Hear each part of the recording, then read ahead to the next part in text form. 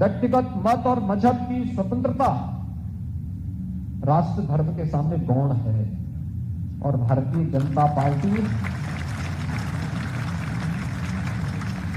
अपने प्रत्येक कार्यकर्ता को यही बताती है कि हमारे लिए दल से महत्वपूर्ण देश है, व्यक्ति से महत्वपूर्ण दल है, लेकिन दल से महत्वपूर्ण भी देश है।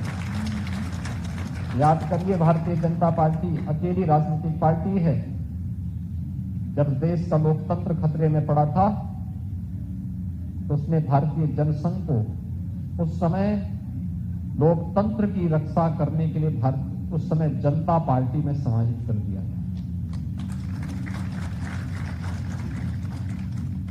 याद करिए, जब भ्रष्टाचार के खिलाफ लड़ाई लड़नी थी, हमने अपनी विचारधारा से ऊपर उठ करके राष्ट्रीय मोर्चा का समर्थन कर दिया था, क्योंकि इस देश को भ्रष्टाचार से मुक्ति बनानी थी। जब इस देश में राजनीतिक अस्थिरता से मुक्ति दिलाने के लिए किसी अभियान और नेतृत्व की आवश्यकता थी, उस समय इसी लखनऊ के सांसद सर्वदेव अटल बिहारी वाजपेयी जी आगे आए थे और उन्होंने देश में गठबंधन की सरकार और गठबंधन के एक नए युग का शुभारंभ किया था और देश के अंदर पहली सरकार बनाई। गठबंधन की सरकार बना करके, और गठबंधन की सरकार कैसे चल सकती है, उसके माध्यम से एक राजनीतिक स्थिरता देश के अंदर देने का कार्य भी किया। जब आवश्यकता पड़ी कि कोई व्यक्ति देश हित के विरोध में कार्य कर रहा है, देश के प्रतिकूल कार्य कर रहा है, तो डटकर उसके खिलाफ लड़ने का जज्बा भी आपने भारतीय जनता पार्टी के नेतृत्व के अंदर देखा होगा। भारत की आस्था का सम्मान होना चाहिए। भारतीय जनता पार्टी सदैव इस बात को लेकर के कही, लेकिन संविधान के दायरे में रहकर के हम इसका कार्य करें, इसको पूरा करेंगे। वह भी आवश्यकता पड़ी तो भारतीय जनता पार्टी ने करके दिखाया। और यही कहने के लिए आज मैं आपके पास आया हूं। भारतीय जनता पार्टी के कार्यकर्ता के लिए, भारतीय जनता पार्टी के लिए सत्ता प्राप्त करना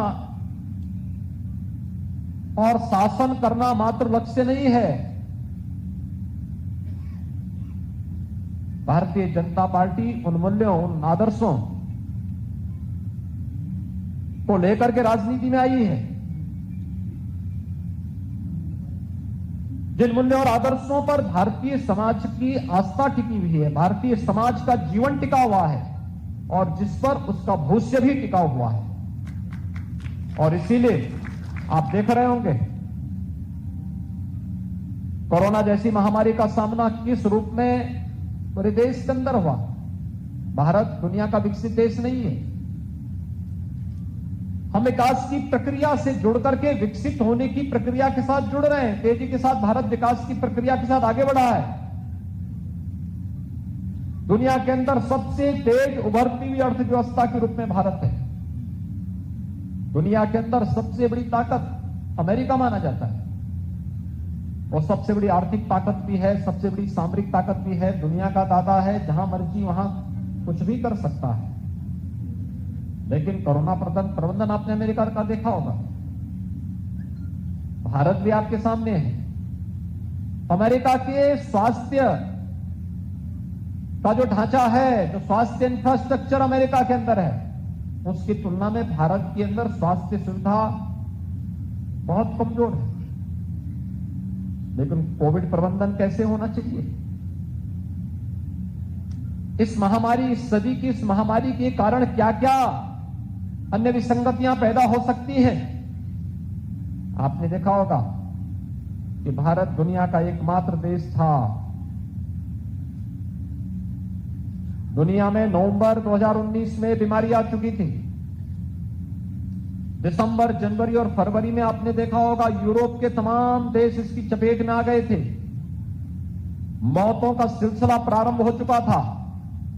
भारत के अंदर मार्च प्रथम सप्ताह में यह बीमारी आई फरवरी के अंत में आई और मार्च में उत्तर प्रदेश के अंदर भी ये बीमारी देखने को मिली थी कुछ जनपदों में। और उस दौरान आपने देखा होगा कि 22 फरवरी 2020 को प्रधानमंत्री मोदी जी ने जनता कर्फ्यू का और फिर 25 मार्च से लॉकडाउन की घोषणा की। समय से लिया गया निर्णय और समय से लिए गए निर्णय के साथ ही समाज का कौन तबका इससे प्रभावित होगा, उनके लिए उस प्रकार की व्यवस्था भी देना, उनके लिए उस प्रकार की सुविधा देना, चाहे वह प्रधानमंत्री गरीब कल्याण पैकेज का कार्य और पैकेज के माध्यम से गरीबों को मदद देने का रहा हो, चाहे वह आत्मनिर्भर भारत के माध्यम से स्ट्रीट वेंडर और छोटे छोटे व्यवसायियों और उद्यमियों को आर्थिक संबल प्रदान करने का रहा हो, या फिर गरीबों को अन्न की सुविधा उपलब्ध कराने का। कोई भी महामारी दुनिया के अंदर आई हो, लगभग हर 100 साल में एक बार महामारी आती ही आती है। 1918 से 26 के बीच में जब स्पेनिश फ्लू आया था, उस बीमारी से उतनी मौतें नहीं हुई थी जितनी भूख से मौत हुई थी। और मैं आपको कह सकता हूं कि देश का सबसे बड़ा प्रदेश उत्तर प्रदेश है। 24 करोड़ से अधिक की आबादी उत्तर प्रदेश में निवास करती है और उत्तर प्रदेश के अंदर कोरोना प्रबंधन देश और दुनिया के सामने बेहतरीन रहा। लेकिन साथ साथ मैं कह सकता हूं, भूख से एक भी व्यक्ति की मौत नहीं हुई। एक भी व्यक्ति की मौत भूख से नहीं हुई, क्योंकि हर व्यक्ति को फ्री में राशन देने की व्यवस्था सरकार ने उपलब्ध कराई। जिन गरीबों के लिए अपने छोटे खर्चे की आवश्यकता थी, उनके लिए भी उस प्रकार की सुविधा उपलब्ध कराई।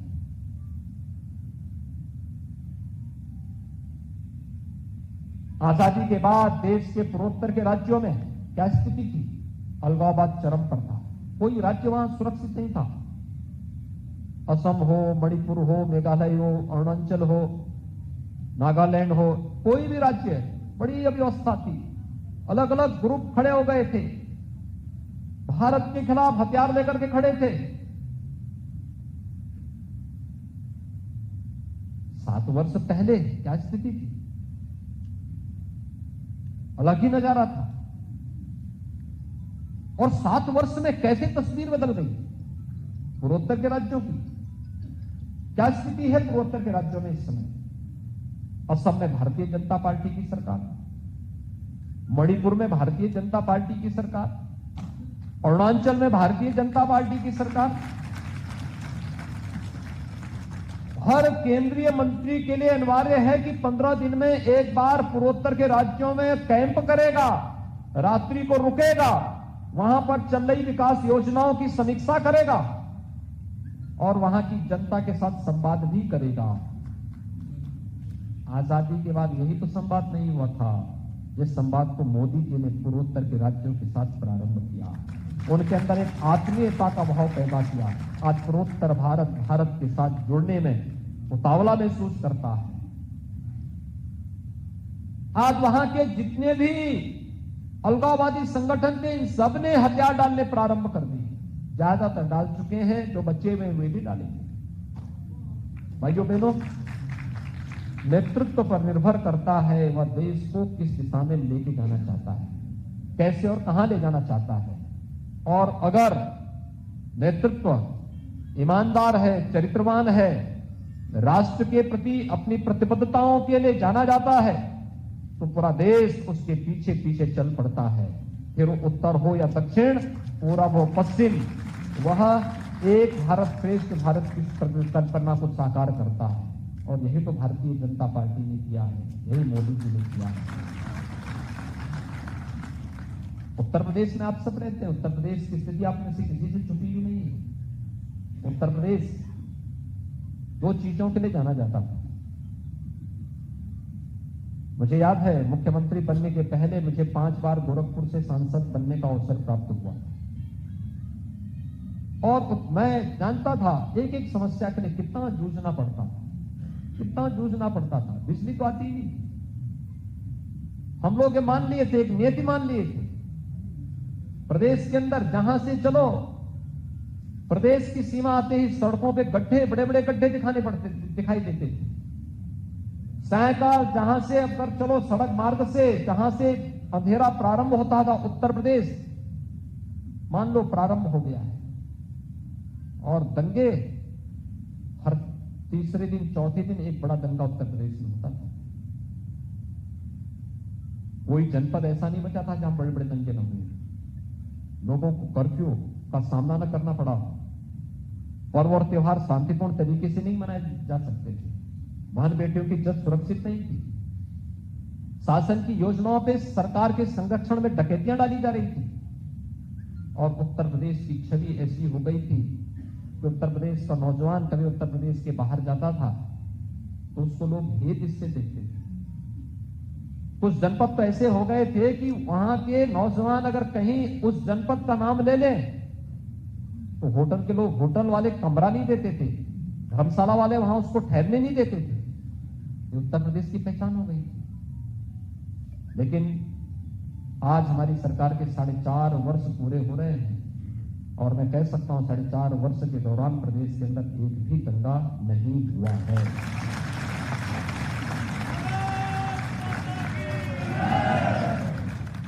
इस सुरक्षा का एक वातावरण, इस सरकार ने किसी पे उपकार नहीं किया। इस सरकार की ड्यूटी थी, इस सरकार का जो कर्तव्य था सरकार ने वही किया है।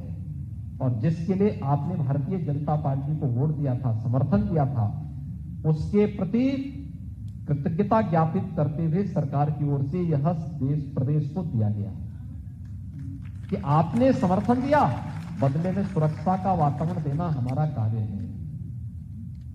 ये 4.5 वर्ष हमारे पूरे हो रहे हैं आज। और मैं आपसे कह सकता हूं 4.5 वर्ष में 1.5 वर्ष तो कोरोना ने खाए, मात्र 3 वर्ष हमें मिले थे। और इन 3 वर्षों के दौरान प्रदेश के अंदर परिवर्तन हर एक स्तर पर देखने को मिला। ये लखनऊ उत्तर में ही नहीं, लखनऊ में भी, लखनऊ तो प्रदेश की राजधानी है। आप सुदूर चित्रकूट में चले जाइए, ललितपुर में चले जाइए, सहारनपुर में चले जाइए,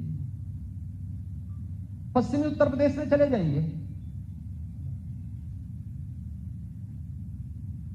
वहां तक सरकार कभी पहुंचती ही नहीं थी, कभी पहुंचती नहीं थी। कोई उन लोगों का हालचाल लेने वाला नहीं था। सरकार की योजनाओं को कौन बनाता था? सरकार में बैठे हुए अधिकारी और सरकार में बैठे हुए मंत्री नहीं बनाते थे। उन योजनाओं को बनाने के लिए सत्ता से घिरे हुए माफिया और सत्ता से घिरे हुए कॉन्ट्रैक्टर तय करते थे कि कौन योजना बननी है, कौन नहीं बननी है। मंत्री को पता ही नहीं। मुझे याद है समाजवादी पार्टी की सरकार थी और मैं गोरखपुर रेलवे स्टेशन पर बैठा हुआ था। तब तक उत्तर प्रदेश के कृषि उत्पादन आयुक्त का मतलब आप जानते होंगे, ये चीफ सेक्रेटरी के बाद का जो सबसे सीनियर अधिकारी होता है। कृषि उत्पादन आयुक्त तो पूर्वी उत्तर प्रदेश के विजिट पे आए थे। मैं सांसद था। पहले सरकार के मंत्री आए, उस समय के कृषि मंत्री आए, वो गोरखपुर के रहने वाले थे। आए तो मैंने उनको ही बिठाया, मैंने कहा बैठो। हम बैठे थे, बातचीत कर रहे थे, तब तक कृषि उत्पादन आयुक्त आए, वो भी बैठ गए। उन्होंने मुझसे परिचय लिया, आपस में हमारा परिचय हुआ। परिचय होने के बाद मैंने उनसे कहा, मैंने कभी यहाँ पे गन्ने, कुशीनगर जिले में गन्ने की फसल पर कुछ बीमारी लगी थी, तो मैंने उनसे कहा, मैंने कभी यहाँ पे, मैंने सुना है कि कुशीनगर में गन्ने की फसल में कुछ कीड़े लगे हुए हैं, आप लोग आए हैं, अच्छा होता आप लोग इसका भी एक बार समीक्षा कर लेते। उन्होंने कहा जानकारी नहीं, हम करते हैं।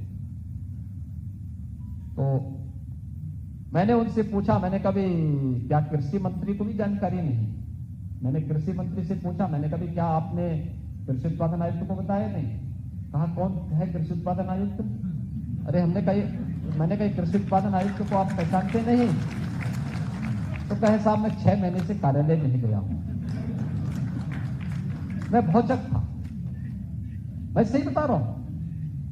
मैं भौचक था। 6 महीने से मंत्री कार्यालय नहीं गया, उनको अपने विभाग के सचिव के बारे में जानकारी नहीं, उनको कृषि उत्पादन आयुक्त के बारे में जानकारी नहीं, और वो कृषि मंत्री है। मैं समझ गया प्रदेश की सरकार कैसे चल रही है। भाइयों बहनों, यही होता था। जब परिवार की सरकार होगी, जातिवादी मानसिकता से सरकार कार्य करेगी, बेईमानी और भ्रष्टाचार जब सरकारों के सिर चढ़ करके बोलेगा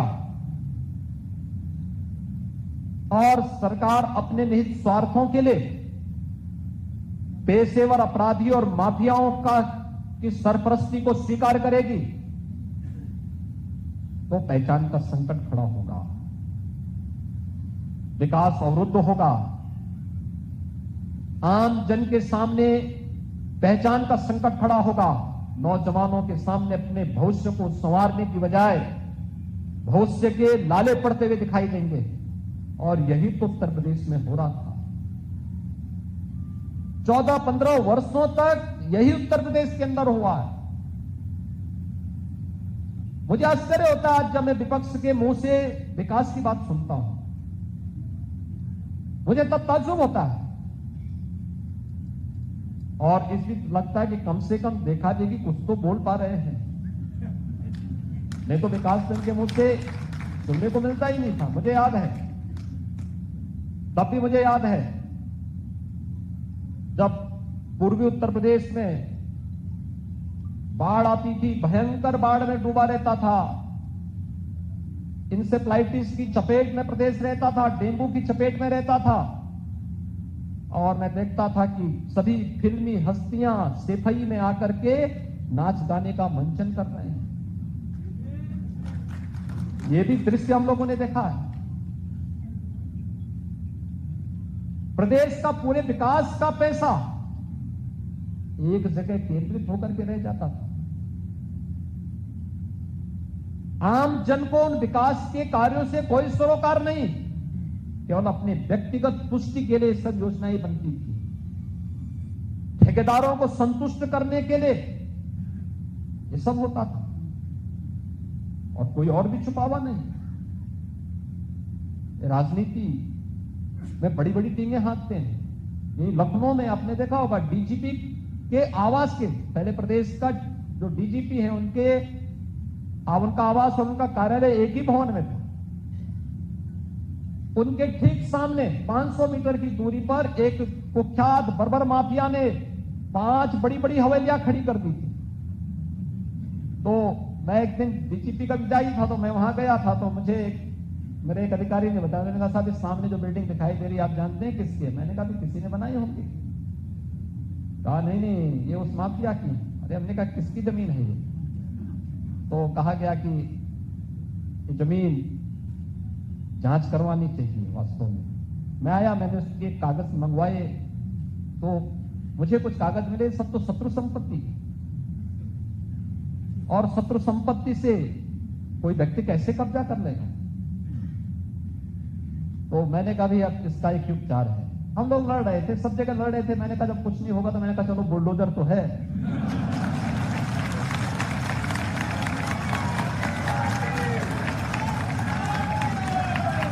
और फिर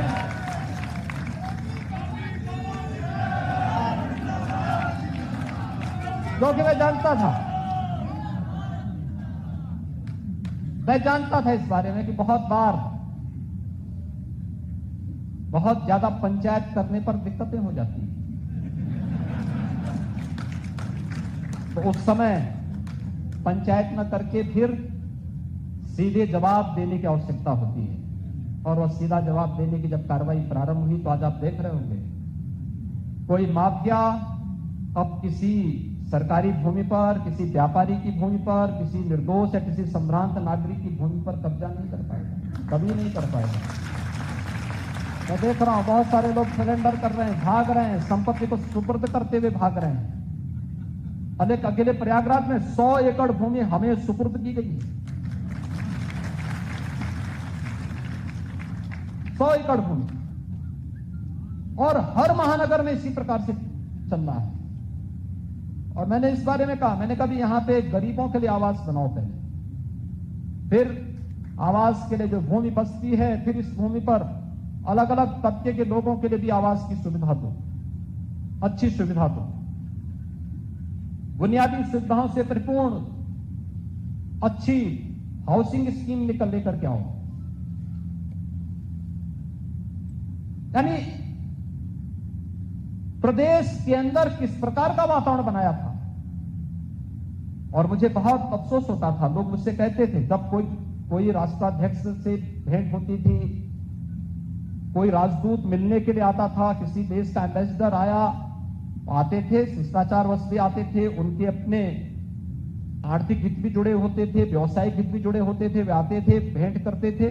महीने में 2, 3, 4 इस प्रकार के लोग आते हैं और हमें अपने राज्य के बारे में अपना प्रेजेंटेशन प्रस्तुत भी करना होता है, हमें अपने बारे में बताना होता है कि हम क्या स्थिति है, यूपी की स्थिति क्या है। मुझे बहुत संकोच होता है, लोग कहते थे कि यूपी के बारे में क्या स्थिति है, तो मुझे बोलना पड़ता है यूपी देश का सबसे बड़ा जो है जनसंख्या वाला राज्य है, लेकिन इकोनॉमी क्या है। हम बड़े संकोच से कहते थे कि छठी अर्थव्यवस्था, हम 6ठे नंबर पर हैं। भाइयों बहनों, आज मैं कह सकता हूं उत्तर प्रदेश ने जो छलांग लगाई है, आज उत्तर प्रदेश देश की नंबर 2 की अर्थव्यवस्था है। अगर प्रयास नहीं होते तो हम भी वहीं पड़े रहते जहां 6ठे नंबर पर थे, हो सकता उससे ही पीछे जाते। एक स्वस्थ प्रतिस्पर्धा देश के अंदर खड़ी की है प्रधानमंत्री जी ने। उत्तर प्रदेश आज मजबूती से इसमें आगे बढ़ रहा है। व्यवसाय की सुगमता, सरकारी नौकरी कहां से मिलेगी इस नौजवानों को। 4.5 लाख नौजवानों को हमने सरकारी नौकरी दी, एक भी नौकरी पर कोई प्रश्न नहीं खड़ा कर सकता।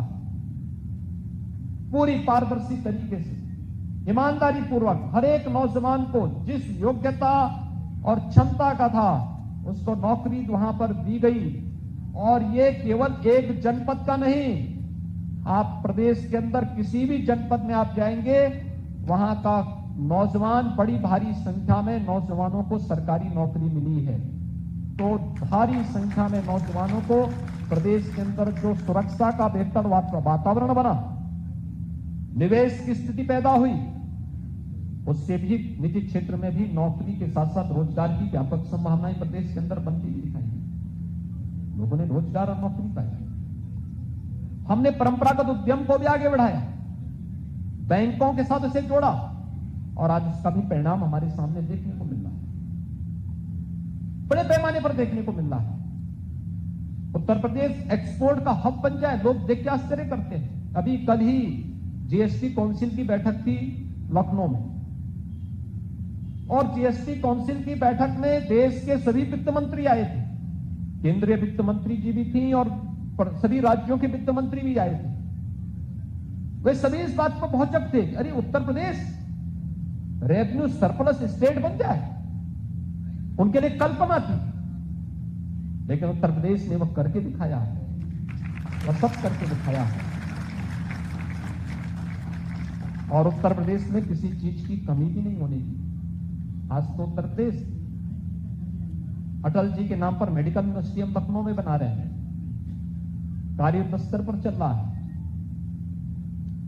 उत्तर प्रदेश में जब हम लोग आए थे, 75 जनपदों में से मात्र 12 जनपद ऐसे थे जहां पर सरकारी मेडिकल कॉलेज बना था। बाकी जनपद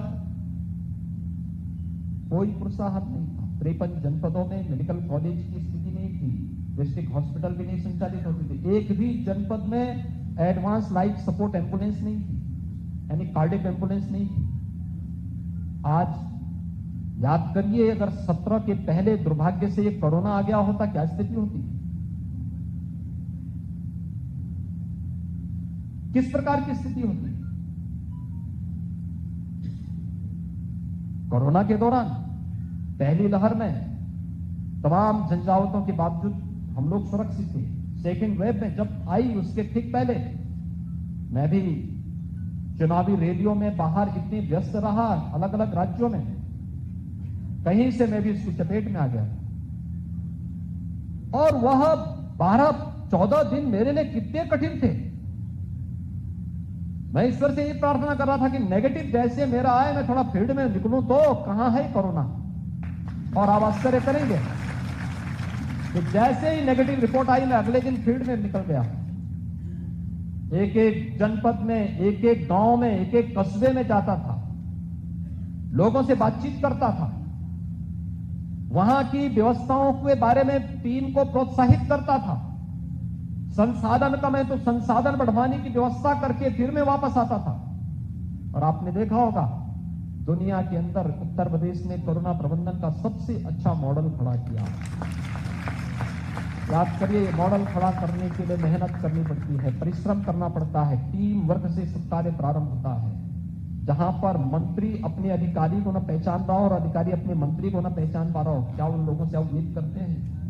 वे ट्विटर पे खेल रहे होते, प्रदेश में कोरोना महामारी से लोग जान दे रहे होते, कोई पता ही नहीं होता। ही एक पार्टी का देखते ही होंगे, देश पे कोई आपदा आती है वे इटली भाग जाते हैं। उनको देश से कोई मतलब ही नहीं। उत्तर प्रदेश ने उनकी पूरी खानदान को प्रधानमंत्री पद तक पहुंचाया, लेकिन उत्तर प्रदेश के बाहर जाएंगे, कहेंगे उत्तर प्रदेश के लोग तो बहुत खराब हैं। और यही स्थिति जब हिंदुस्तान के बाहर जाते हैं तो हिंदुस्तान के बारे में वही टिप्पणी करते हैं। उनको चाहिए उत्तर प्रदेश से सब कुछ, लेकिन उत्तर प्रदेश के लोगों की निंदा करना, उत्तर प्रदेश के लोगों को अपमानित करना, भारत के बाहर भारत के बारे में टिप्पणी करना, देवी देवताओं के बारे में टिप्पणी करना, राम और कृष्ण को नकार जाना, उनकी प्रवृत्ति का हिस्सा है। तो एक्सीडेंटली हिंदू होगा तो यही तो होगा। और ये एक्सीडेंट बार बार जनता नहीं दोहराने देगी। और इसलिए भाइयों बहनों, मैं आज आपसे अनुरोध करने के लिए आया हूं।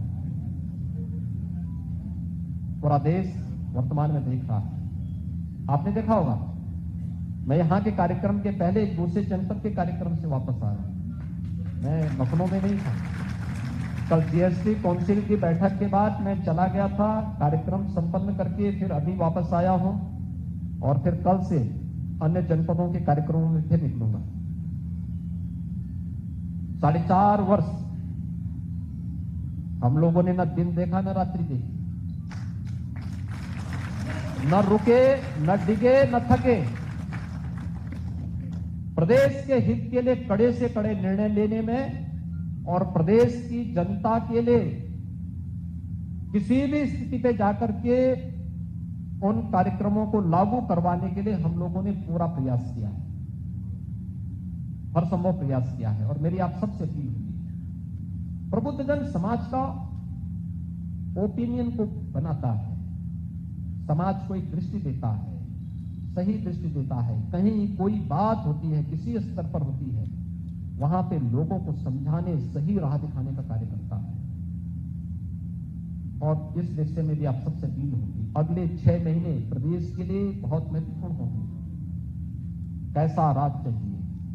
दंगा मुक्त, भय मुक्त, विकास और ईमानदारी से प्रदेश के हित के बारे में सोचने वाली सरकार चाहिए, या दंगाइयों को मुख्यमंत्री आवास पर बुला करके सम्मानित करने वाले वही भ्रष्ट, वही माफिया, वही पेशेवर वे लोग जिन्होंने प्रदेश की पहचान का संकट प्रदेश की जनता के सामने खड़ा किया था, वही लोग। और इस पर एक स्वस्थ बहस के साथ साथ उन सभी कार्यों की समीक्षा करते हुए आगे बढ़ने के लिए आप सबका आह्वान करने के लिए आज मैं विशेष रूप से लखनऊ उत्तर के इस विधानसभा क्षेत्र में उपस्थित हुआ हूं। मेरी आप सबसे अपील होगी और उस दिशा में हमें आगे बढ़ने की आवश्यकता है। आज आप देख सकते हैं किस प्रकार की स्थितियां हैं। कोई सोचता था? लोग कहते थे अयोध्या के बारे में, लोग कहते थे जब मैं मुख्यमंत्री बना, मुख्यमंत्री बनने के बाद दीपावली आई, दीपावली के पहले 15 दिन पहले हमारे सभी प्रशासनिक अधिकारी आए, चीफ सेक्रेटरी, सब लोग। इन्होंने कहा साहब दीपावली के दिन सभी अधिकारी आपको दीपावली का विश करने के लिए आना चाहते हैं। मैंने कहा मैं दीपावली के दिन लखनऊ में संभवतः बाहर रहूंगा, क्योंकि मैं कुछ जनजातीय बच्चों के बीच में कार्यक्रम करता हूं, तो वहीं रहूंगा। तो उन्होंने कहा कि हम भी आना चाहते हैं। तो मेरे दिमाग में आया, मैंने कहा अधिकारी मुझे दीपावली की शुभकामना देने के लिए आना चाहते हैं, लेकिन दीपावली का आयोजन तो अयोध्या से जुड़ा हुआ है, तो क्या अयोध्या की दीपावली कैसे होती है इसको देखना चाहिए। मैंने अपनी एक टीम भेजी वहां अयोध्या। मैंने कहा जाके देखो अयोध्या में क्या होता है। उन्होंने कहा अयोध्या में कुछ नहीं होता है। फिर मैंने टीम से कहा, मैंने कहा एक बार थोड़ा संतों से बातचीत करके उनके मन को टटोलिए, क्या उनके मन में है, वे चाहते क्या है। खैर उनके मन में था भी नहीं, कुछ भी नहीं था। तो मैंने कहा उनको एक बात बोलो कि हम एक आयोजन अयोध्या में करना चाहते हैं, क्या वे सभी लोग मंच पे आएंगे और मुझसे एक बार टेलीफोन से बात करवा दें। मैंने जब टीम के सामने, प्रशासनिक टीम के सामने बात रखी, उन्होंने कहा साहब अयोध्या जाने में बड़ी बदनामी होगी। मैंने कहा अयोध्या जाने में कौन बदनामी होगी, तो कहा नहीं बदनामी होगी। मैंने कहा देखो अयोध्या के लिए हम बदनाम भी सहने के लिए तैयार हैं, और एक बार मैं जाऊंगा। इस बार की दीपावली अयोध्या में होगी और भव्य दीपावली मनाएंगे, और दीपावली के उस आयोजन के साथ जुड़ना है। तो अधिकारियों ने कहा, मेरे टीम थी, मैंने उससे कहा, मैंने कहा ये काम करो 51,000 दीपक जलाने की व्यवस्था करो। अयोध्या और उसके आसपास के जनपदों में नहीं मिले, पूरे प्रदेश से इकट्ठा हमें करवाना है। आपने देखे होंगे अयोध्या की दीपावली आज और देश के लिए एक आयोजन बन गया है। जन भावनाएं कैसे उमड़ती हैं जब नेतृत्व देश का यशस्वी होता है। 500 वर्षों की जमी हुई बर्फ कैसे पिघल गई। आपने देखा एक झटके में अयोध्या में राम जन्मभूमि का सारा विवाद समाप्त। आज मंदिर के निर्माण कार्य युद्ध स्तर पर चल रहा है। मंदिर का निर्माण ऐसा हो रहा है 1000 वर्षों तक कुछ भी हो जाए मंदिर की नींव नहीं हिल पाएगी। ऐसा भव्य मंदिर, दुनिया का सबसे भव्यतम, सबसे सुरक्षित स्थल के रूप में अयोध्या में राम मंदिर के निर्माण का कार्य हो रहा है। आपने देखा होगा किस प्रकार की स्थिति है अयोध्या में। लोग कहते थे कि फैसला हो जाएगा तो ये हो जाएगा। मैंने कहा यार देखो ये सब की चिंता मत करो। सभी अधिकारी कहते थे कहा साहब फैसला हो जाएगा तो ऐसा ना हो। हमने कहा देखो सब चिंता मत करो, सब मैं संभालूंगा। और लोग बोलते थे, कोई बोलता था खून खराबा हो जाएगा। मैंने कहा देखो एक मच्छर भी नहीं मरेगा उस दिन, देखना एकदम शांत रहेगा। और भाइयों बहनों देखो कितना शांतिपूर्ण दिन था। मैं सही बता रहा हूं। 9 नवंबर 2019 को जब श्री राम जन्मभूमि का फैसला आया था, यानी उस दिन प्रदेश में एक सामान्य छिनैती की घटना भी नहीं घटी थी। अक्सर मैं देखता हूं कि कोई मोबाइल फोन से बात कर रहा है, कोई दूसरा आया तुरंत छीन के भाग रहा है। उस दिन ये भी नहीं हुआ। राम राज्य का दिन था, सचमुच राम राज्य का दिन था, और हम सबको गौरव की अनुभूति होनी चाहिए। हम गौरव की अनुभूति करें कि अयोध्या उत्तर प्रदेश में है। अयोध्या उत्तर प्रदेश में है, मथुरा उत्तर प्रदेश में है और काशी उत्तर प्रदेश में है। गंगा यमुना और सरस्वती का त्रिवेणी संगम प्रयागराज उत्तर प्रदेश में है। हम सबको अपनी आस्था के इन केंद्रों पर गौरव की अनुभूति करनी चाहिए। इनके संरक्षण के लिए, इनके संवर्धन के लिए, आने वाली पीढ़ी की आस्था इनके साथ जुड़ी रहे और हम मजबूती के साथ इन व्यवस्थाओं के साथ जुड़ करके गौरव की अनुभूति कर सके। इस पर हम सबको मिलकर के आगे बढ़ना होगा। मुझे लगता है कि प्रबुद्ध सम्मेलन के अवसर पर मैं आप सबसे ये अपील करूंगा कि 4.5 वर्ष हम लोगों ने, हमारी पूरी टीम ने प्रदेश की जनता को समर्पित की। अगले 6 महीने में आपसे भी चाहूंगा कि आप लोग भी भारतीय जनता पार्टी के इस मिशन का हिस्सा बने। देखिए मिशन का हिस्सा बनने के लिए ये मत सोचिए कि कोई मुझे कहेगा तभी मैं करूंगा, या कहीं कुछ हो रहा है, कोई देश को, समाज को, किसी सामान्य नागरिक को या समाज की कहीं क्षति कर रहा है, तुम्हारे मुंह से शब्द कतई नहीं निकलना चाहिए कि मेरा तो क्या है। ये कभी नहीं। जब भी ये शब्द निकले हैं, देश कभी आगे नहीं बढ़ पाया, कभी नहीं।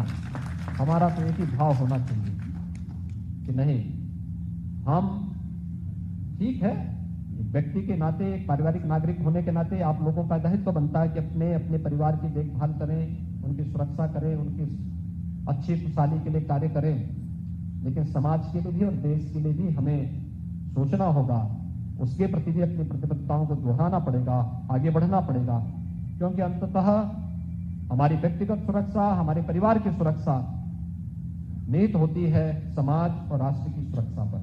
अगर समाज सुरक्षित है, हम भी सुरक्षित हैं, हमारा देश सुरक्षित है तो हम सब भी सुरक्षित हैं, और ये भाव हमारे मन में सदैव बना रहना चाहिए। इस राष्ट्र धर्म के लिए अगले 6 महीने आप सबसे देने के लिए अपील करते हुए मैं इस प्रबुद्ध सम्मेलन के आयोजकों को हृदय से बधाई देता हूं। धन्यवाद। जय हिंद। साथियों, अपने